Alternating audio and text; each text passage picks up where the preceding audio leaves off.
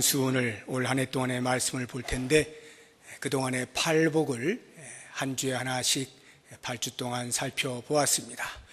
이제 팔복의 말씀을 마치신 예수님께서 이어서 곧바로 말씀하신 것이 너희는 세상의 소금이다, 너희는 세상의 빛이다 라고 하는 말씀입니다.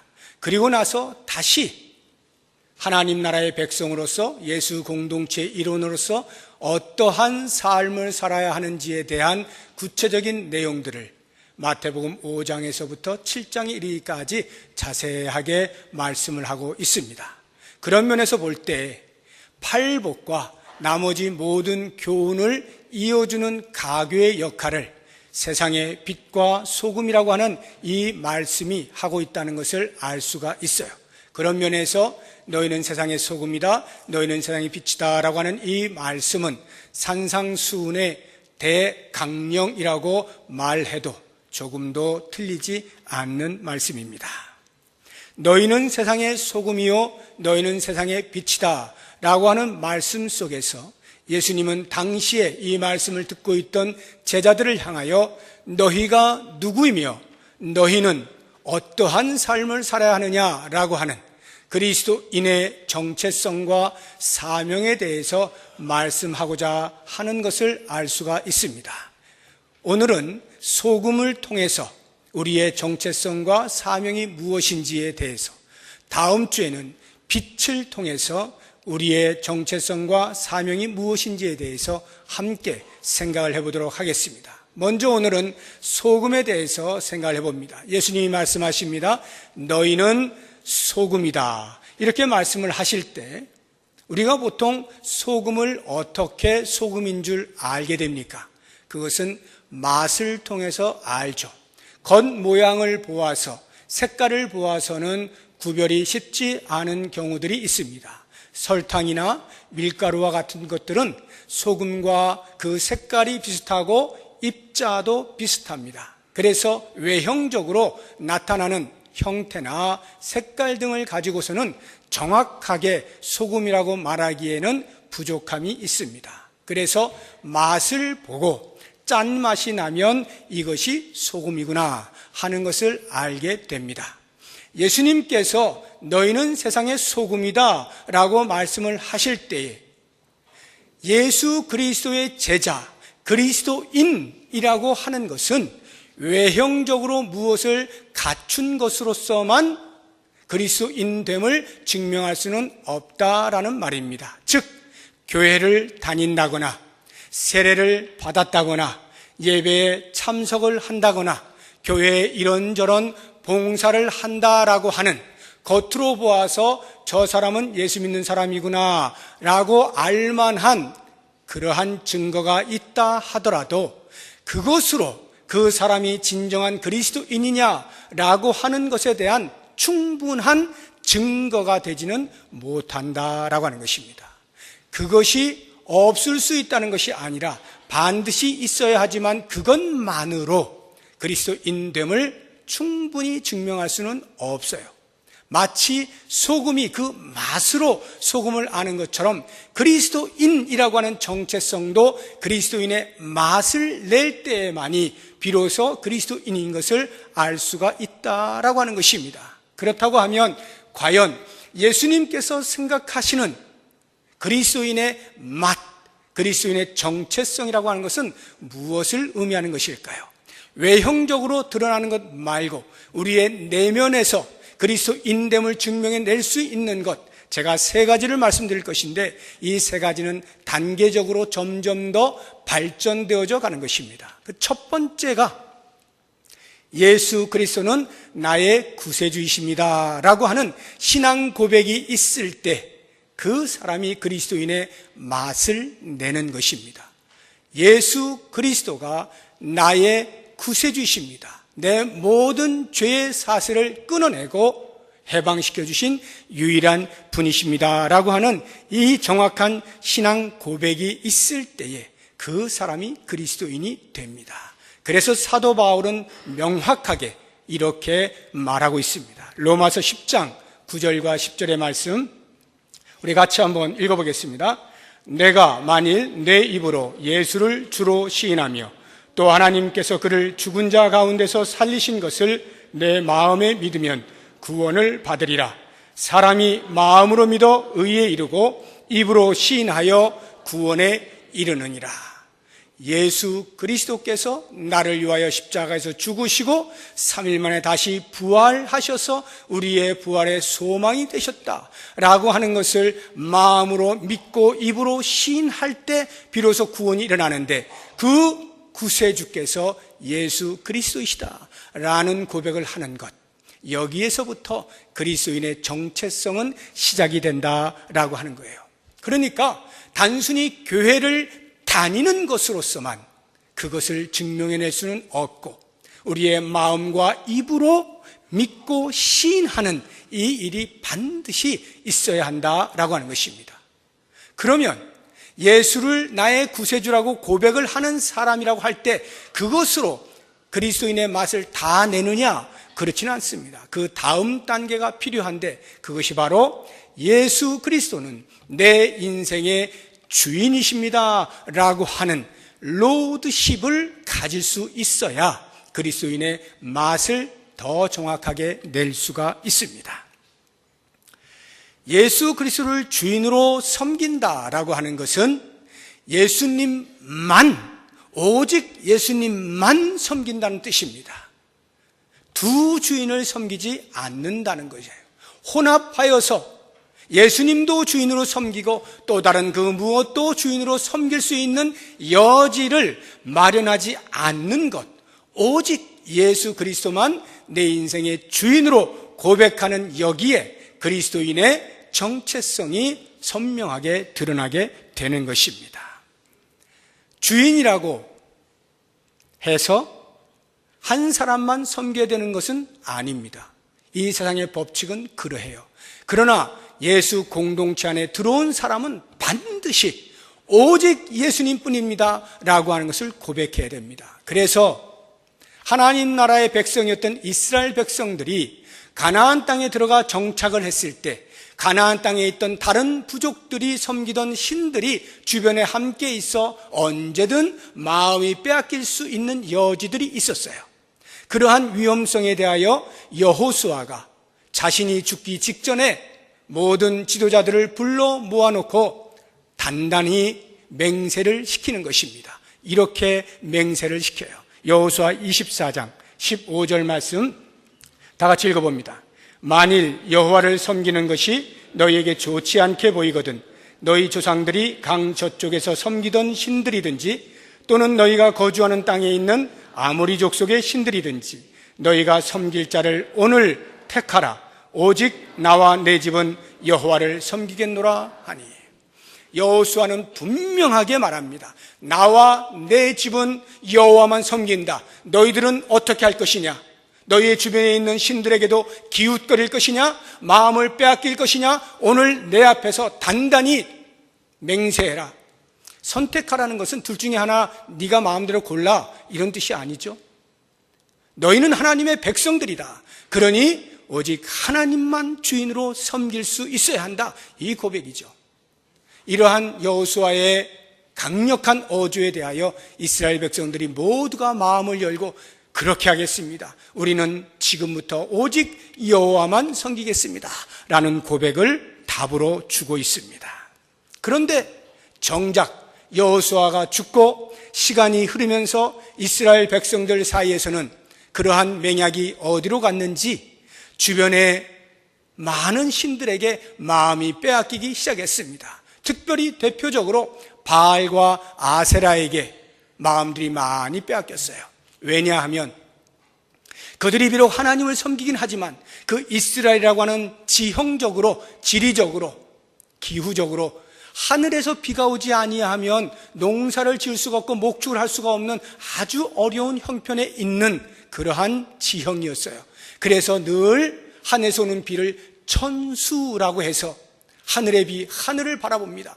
근데 하나님께서 때를 따라서 계속해서 넉넉히 부어주시면 아무 문제가 없겠지만 때로는 자기들이 기다리고 있는데도 하나님이 소식을 주지 아니하실 때가 있어요.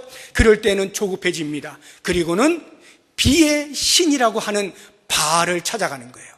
그리고는 하나님이 아니면 바알이라도 좋으니까 일단 우리가 먹고 살 수 있도록 비를 좀 내려주시오 라고 마음이 빼앗기게 되는 거예요.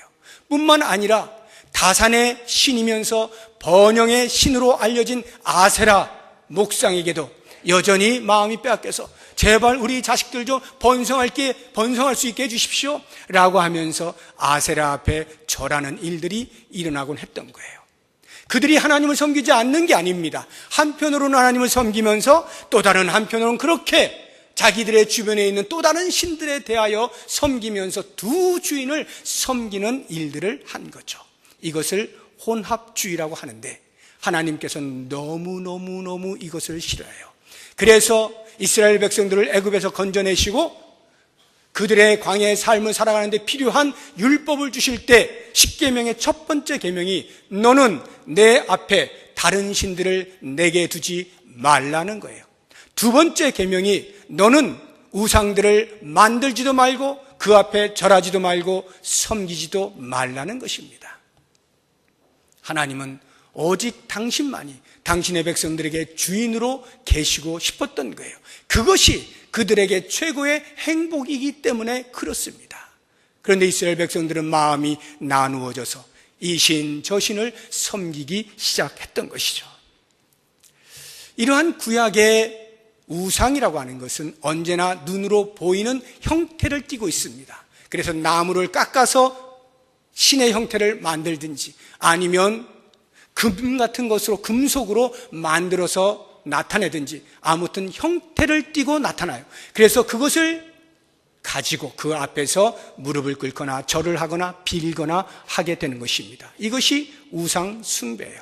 그런데 신약에 와서는 우상 숭배가 그렇게 눈에 띄는 것으로 나타나질 않습니다. 특별히 종교개혁 이후에 개신교에게 있어서는 그렇게 눈에 띄는 무엇을 형태를 가지고 절하게 되는 것을 전부 우상 숭배로 정죄를 했기 때문에 더 이상 개신교회는 이것저것 눈에 띄는 우상의 형태를 띈 것들이 없어요. 대신에 사도 바울은 분명하게 우리에게 그것 아닌 또 다른 우상이 있다라고 하는 것을 경고해주고 있는데요. 골로새서 3장 5절에서 그 말씀을 하고 있습니다. 같이 읽어봅니다. 그러므로 땅에 있는 지체를 죽이라. 곧 음란과 부정과 사욕과 악한 정욕과 탐심이니 탐심은 곧 우상 숭배니라. 탐심이라고 하는 것은 우리의 마음에 정하여진 것 이상에 대해서 욕심을 내는 것을 탐심이라고 합니다. 그것이 물질에 대한 것이든지 아니면 성에 대한 것이든지 권력에 대한 것이든지 명예에 대한 것이든지 무엇에 대한 것이든지 우리의 마음에 정해진 것 이상에 대하여 욕심을 낼 때 탐심이라 하는데 그 탐심이 곧 우상 숭배라고 하는 것이에요. 우리가 예수님을 나의 주인이라고 고백을 합니다. 그런데도 불구하고 내가 지금 먹고 사는 문제 때문에 내가 좀 더 풍요롭게 먹고 살기 위하여 만약에 물질을 취하는 것에 대하여 내 마음이 빼앗기고 있다고 한다면 그것은 곧 우상 숭배와 다를 바가 없다는 거예요. 두 주인을 섬기고 있는 것이 되는 겁니다. 이러한 것은 진정한 그리스도인이라 할 수가 없어요. 그리스도의 정체성이 희미해지는 것입니다. 오직 예수님만 나의 주인이십니다 라고 하는 고백을 할 때 그 정체성이 더욱 뚜렷해지는 거예요. 이제 세 번째 단계, 그보다 더 발전되어진 진짜 그리스도인의 맛을 제대로 낼 수 있는 것이 있습니다. 그것은 오직 예수 그리스도를 위하여 내 인생 전체를 드립니다. 내 인생 전체를 받으십시오. 내가 헌신합니다. 라고 하는 제자도입니다. 디사이플십. 이것이 참으로 그리스도인됨의 색깔이요 맛인 것입니다. 우리가 예수님을 주인으로 섬긴다라고 해서 무조건 다 내 생명을 다 바쳐서 주님 마음대로 사용하십시오 이렇게 하지는 않습니다. 주님이 내 주인이시긴 한데 그렇지만 내 삶은 내가 좀 어떻게 살아보도록 놔두세요 라고 할 수가 있어요.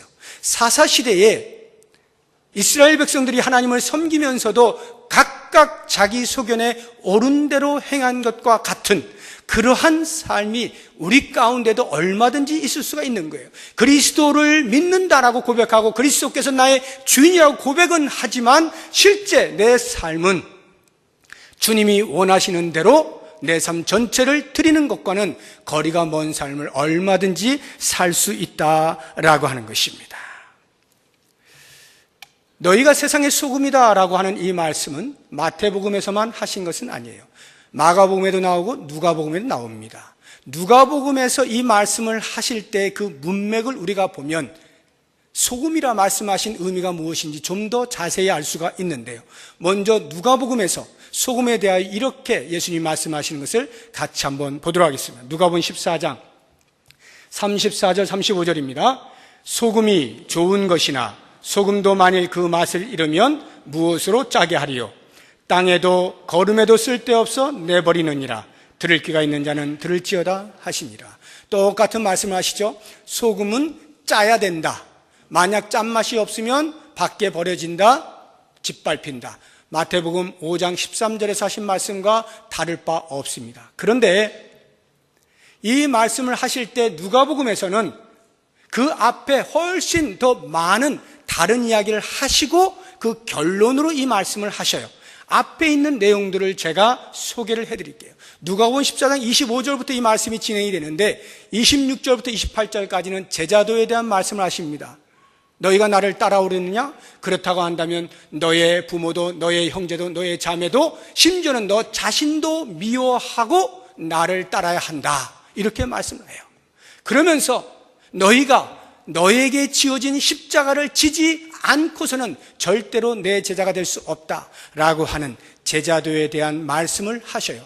그리고 나서 두 개의 비유의 말씀을 주시는데 하나는 망대의 비유, 또 다른 하나는 전쟁을 치르는 왕의 비유입니다.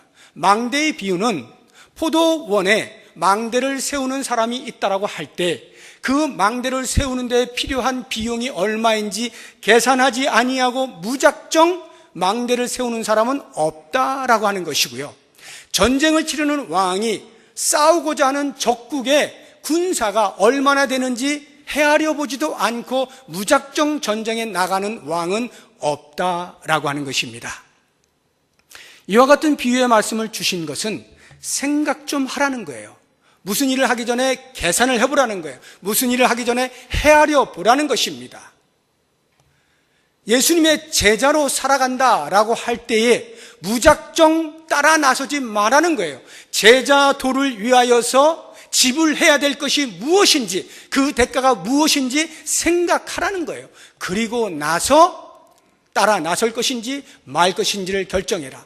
중간에 어설프게 따라 나섰다가 멈추는 일이 없어야 한다라고 하는 교훈이에요. 그런가 하면 또 다른 교훈이 있는데, 그렇게 적국의 군사가 많으면 아예 우리가 전쟁을 치를 생각도 못하고 화친을 청하지 않겠느냐? 망대를 세우고자 하는데 돈이 부족하면 아예 세우지도 않을 것 아니냐? 그러나 나의 제자라고 하는 것은 그렇지 않다.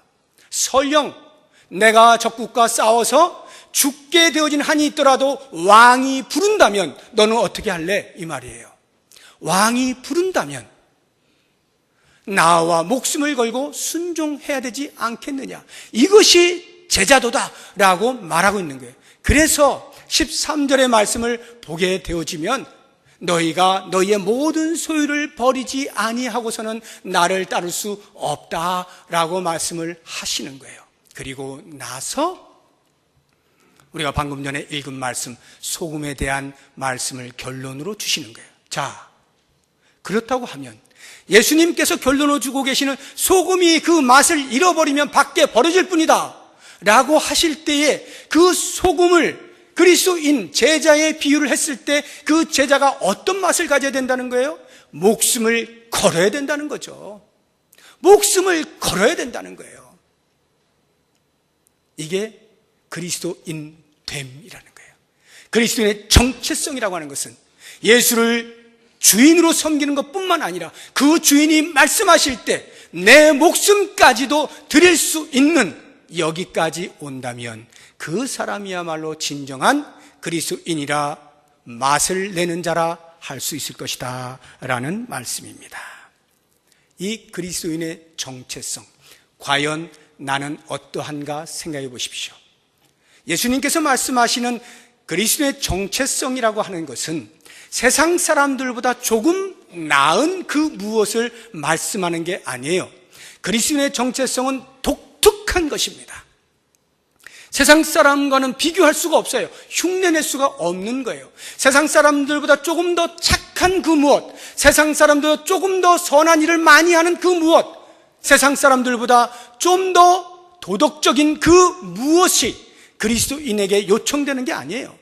그리스도인의 정체성이라고 하는 것은 세상이 알지 못하는 짠맛을 낼 수 있어야 된다. 그 짠맛이란 바로 그리스도를 구세주로 고백하고 인생의 주인으로 고백하며 그 인생의 주인 앞에 내 삶을 전폭적으로 드리는 여기에 있다. 세상 사람들은 그걸 모르잖아요. 예수님이 자기의 구세주인 줄 모르잖아요. 그러니 그 예수님을 내 인생의 주인이라고 말할 리가 만무하겠죠. 주인이 아닌데 거기에다가 내 목숨을 바치겠다라고 말할 리는 더욱더 있을 수가 없는 일이겠죠. 세상 사람들은 흉내낼 수 없는 독특함, 이것이 그리스도인의 정체성이에요. 그래서 우리 그리스도인들 옆구리를 쿡 찌르면 착한 사람, 좋은 사람, 정말 저 사람 괜찮은 사람이야, 이것이 그리스도인을 드러내는 소리가 아니라는 거예요. 정말 찔러서 나와야 될 소리는 예수 믿는 사람, 예수님밖에 모르는 사람, 예수님만 주인이라고 고백하는 사람, 예수님을 위해서라면 자기 목숨도 던질 만한 저런 사람, 이상한 사람, 나하고 완전 다른 사람, 이렇게 되는 게 정상이다 이 말이에요. 그것이 그리스도인의 정체성이라. 너희는 세상의 소금이다 하시는 예수님의 말씀의 의미예요. 자, 그러면 이와 같은 소금됨이라고 하는 것, 그리스도인 됨의 맛을 낸다는 것이 예수를 믿기만 하면 그때부터 바로 됩니까? 우리가 예수를 믿으면 그때부터 바로 주님은 나의 인생의 주인이십니다, 내 모든 삶을 받으시옵소서, 이렇게 헌신하시나요? 안 되잖아요. 그게 안 돼요. 처음부터 되지가 않아요. 왜냐하면 우리 인생은 기계가 아니고 인격체이기 때문에 그래요. 기계인 로봇은요, 로봇에다가 입력한 대로 로봇은 움직이게 돼 있어요. 그러나 인격체는 자발성이 있는 거예요. 자발성. 이 자발성이 있다라고 하는 말에는 또 다른 하나가 필연적으로 따라와야 되는데 시간이 요청된다는 거예요. 시간이 필요하다는 거죠. 자발적으로 반응을 하다 보니까 그 자발성이라고 하는 것은 시간에 따라서 연그러질 때 더욱더 철저하게 그리스도인됨을 드러낼 수가 있게 되는 것이죠. 그러나 시간이 요청된다고 해서 시간이 흘러가는 그것으로만 무조건 저절로 예수 그리스도의 제자됨의 정체성이 확연히 드러나는 것은 아닙니다. 시간이 흐를 때 가만히 있으면 아무 일도 안 일어나요. 그런데 그리스도인됨의 정체성을 유지하고 더욱더 선명하게 드러내기 위한 훈련을 끊임없이 할 때 비로소 우리의 정체성은 더욱더 선명하게 드러나는 거예요. 끊임없이 훈련을 하는 거예요.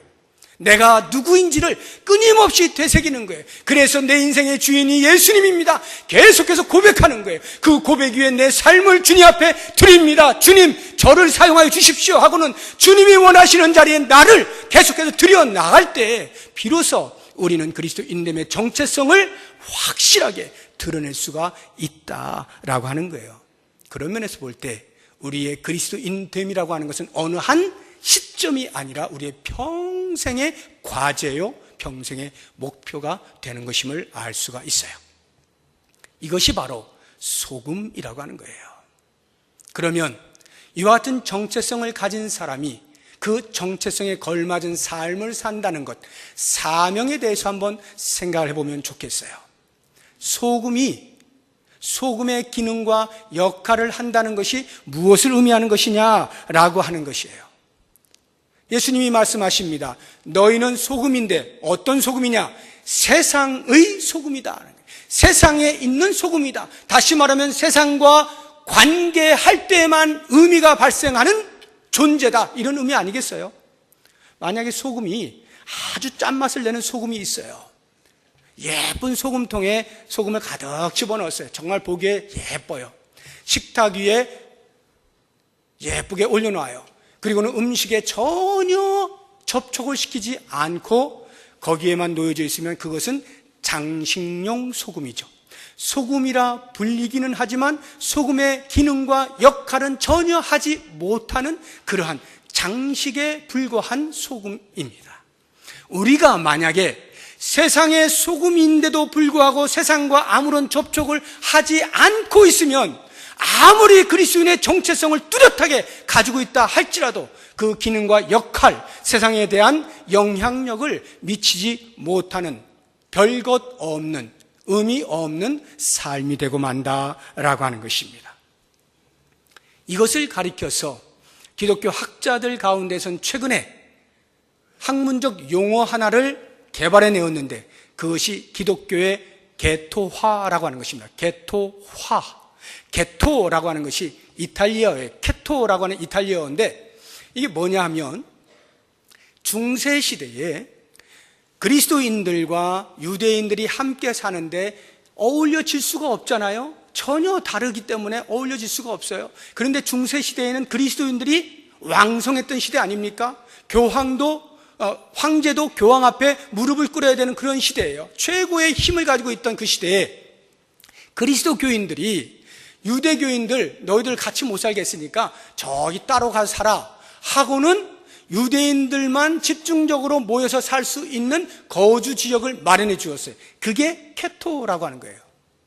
그 유대인들이 강제로 끌려가서 그곳에 모여 살게 되었는데 시간이 흐르면서 이 유대인들이 그래 알았어 좋아 우리 유대인들이야 우리 유대인들만 살 거야 하고는 그 지역에 울타리를 치고 나가질 않는 거예요. 밖하고 아무런 교류를 하지 않고 자기들끼리만 사는 거예요. 이게 게토라고 하는 거예요. 초대교회 당시에 정말 믿음의 순수함을 지키려고 했던 몸부림치던 의로운 사람들이 있었어요.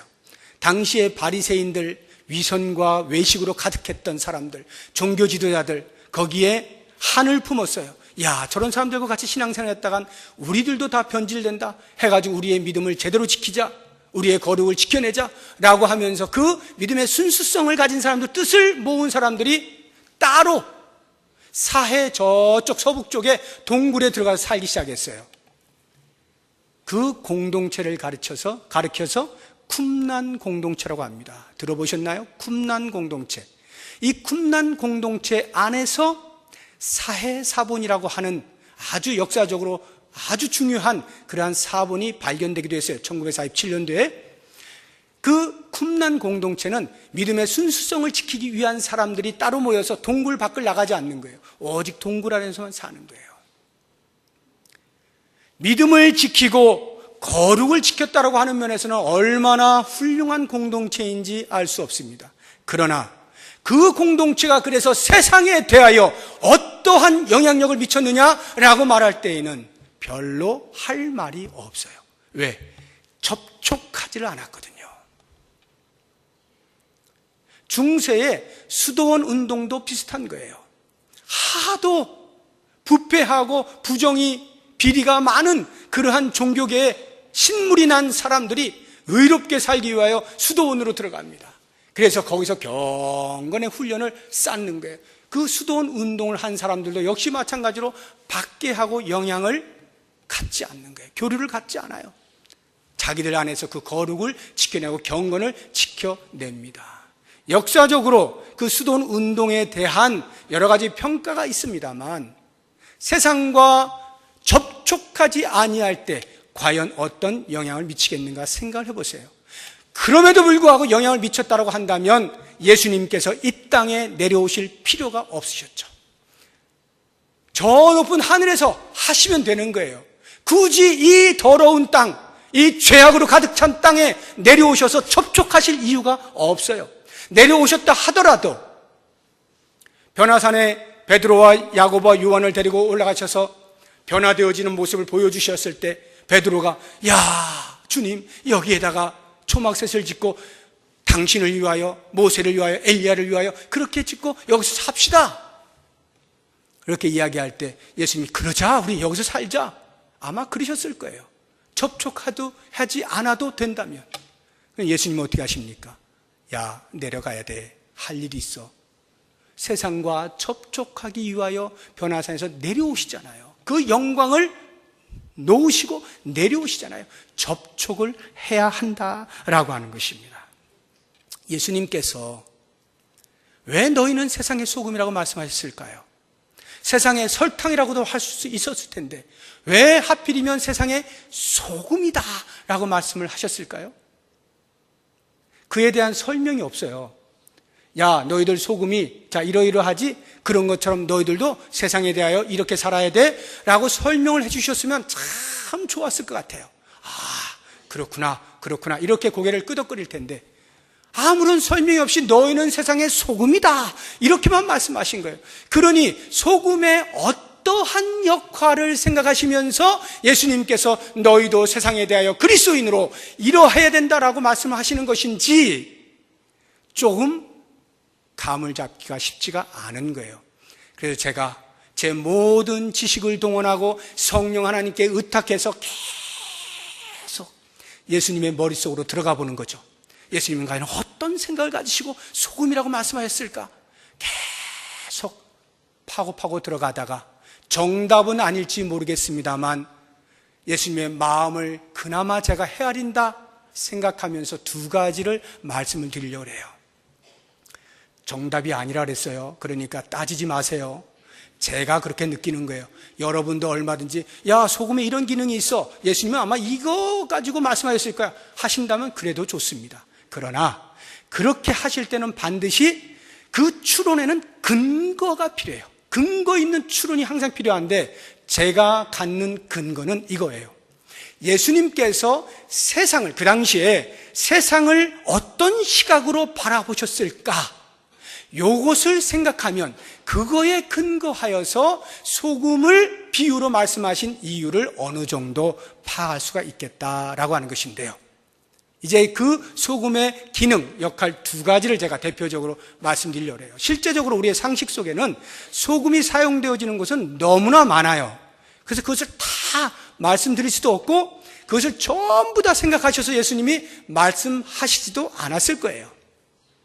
그저 제가 그러한 근거 위에 추측하여 두 가지를 대표적으로 말씀드리는 그 첫 번째가 부패를 방지하는 거예요. 많이 들어보셨죠? 소금은 부패를 방지한다 라고 하는 거.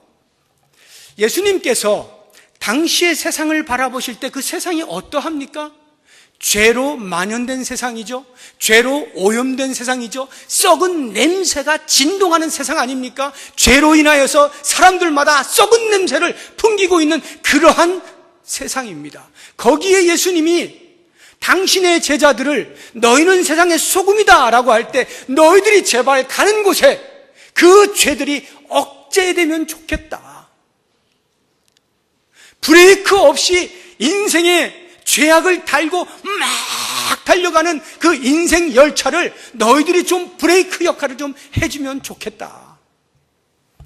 그러한 심정으로 너희가 세상의 소금이다 라고 말씀하시지 않았을까 생각을 해보는 거예요. 이 썩은 냄새가 나는 죄에 오염된 세상은 사탄이 좋아하는 곳이죠. 거기에 너희는 사탄과 나와 함께 대적하여 서 있어야 되지 않겠니? 라고 하면서 의의를 통하여 정직을 통하여 거룩을 통하여 짠맛을 내어서 썩어가는 세상을 어떻게 해서든지 조금 막아보자. 이런 의미에서 너희는 세상의 소금이다 라고 말씀하셨던 것 아닌가 생각을 해보고 그 다음 두 번째를 말씀드리는데 저는 이 부분이 훨씬 더 저에게는 감격적이고 훨씬 더 예수님의 마음에 합한 것 아닌가라는 생각을 하면서 말씀을 드리는데 그것은 갈증을 유발한다라고 하는 것입니다. 소금은 짜잖아요. 그러니까 소금 먹으면 당장 물을 찾게 돼 있잖아요. 예수님의 제자들이 그리스도인들이 세상에 나아가면 짠맛이 나서 그 주변에 있는 사람들이 아짜 이러고 물을 찾게 하라는 것입니다. 모든 인생은요, 다 이 내면에서 갈증이 있어요. 원래 인생은 갈증 없이 창조되었어요. 하나님과 관계하면서 아름다운 삶, 조금도 부족함을 느끼지 않는, 갈증이 없는 그런 삶을 살았어요. 그런데 아담과 하와가 죄를 범하면서부터 하나님과의 관계가 깨지고 단절되면서부터 원래 하나님과 관계하여서만 최고의 행복을 누렸던 인생이 하나님을 알지 못하게 되면서 이 내면에서부터 알지 못하는 갈증이 존재하게 된 거예요. 그 갈증을 해소하려고 하는데 하나님을 찾을 능력이 없으니까 그들이 찾는 것이 탐욕이고, 그들이 찾는 것이 쾌락이고, 성이고, 재물이고, 권력이고, 명예고, 이러한 것들로 혹시 내 속에 있는 것, 이 갈증을 좀 해소해낼 수 있을까 하고는 여기저기를 건드려 보는 거예요. 이게 인생의 모습이에요. 그런데 우리가 소금과 같이 이 세상에 접촉하게 되어질 때 세상은 우리를 통하여 이 속에 내면에 원래 가지고 있었던 그 갈증의 근본 원인, 그것이 깨달아지도록 하자라고 하는 것입니다. 영적인 갈증을 유발시키자는 거예요. 그래서 물을 찾게 만들자는 거예요.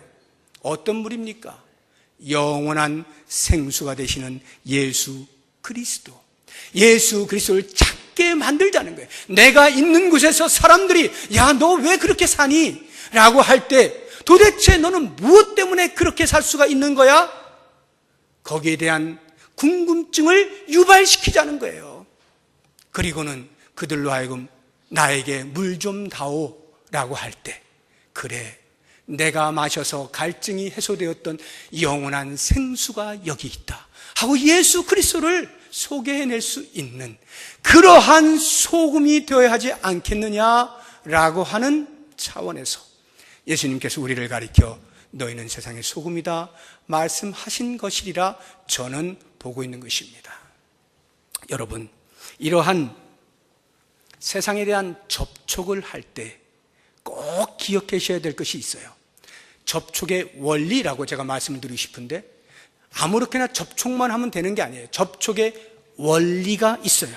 그것은 교회가 울타리를 없애고 문턱을 낮추어서 어느 누구든지 들어올 수 있도록 하는 이것에 대해서 모두가 다 지금 동감이 될 겁니다. 중세시대만 해도 그런 거 없어요.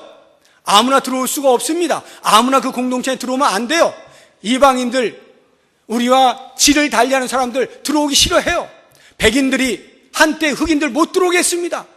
우리가 지금 하나님을 섬기고 있는데 어떻게 너희 같은 것들이 나에게 와가지고 같이 하나님을 섬긴다 그래? 하고는 쫓아냈어요. 교회가 이래서는 안 된다는 것을 오늘날의 사람들은 다 인식하고 있어요. 어느 누구를 막론하고 다 교회에 들어올 수 있다, 접촉할 수 있다 라고 하는 사실은 압니다. 그러나 그러한 문턱을 낮추고 접촉을 시도한다 하여서 그 접촉을 통하여서 나의 정체성, 소금의 짠맛을 잃어버린다면 그건 아무 소용이 없다라고 하는 것입니다. 그래서 문턱은 낮추되 교회의 거룩성은 손상시키지 않는 여기, 우리가 세상을 향하여 나아가 어느 누구를 만날 수 있다 하더라도 우리의 그리스도인됨의 거룩성은 유지하는, 이것이 대전제예요. 접촉의 원칙이다라고 하는 것입니다. 이 부분에 대해서 예수님께서 우리에게 알려주시는 귀한 대목이 있습니다. 예수님이 십자가에 지시기 전에 제자들을 놓고 하늘을 향하여 하나님 앞에 기도하는 요한복음 17장의 내용 가운데 이러한 내용이 있어요. 우리 요한복음 17장 11절 말씀 앞부분만 같이 한번 읽어봅니다. 나는 세상에 더 있지 아니하오나 그들은 세상에 있사옵고. 예수님이 이제 그 십자가에 죽으시고 3일 만에 부활하셔서 하늘나라 올라가신다 이 말이에요. 그러나 나의 제자들은 세상에 있습니다. 이렇게 기도하고 계시는 거예요.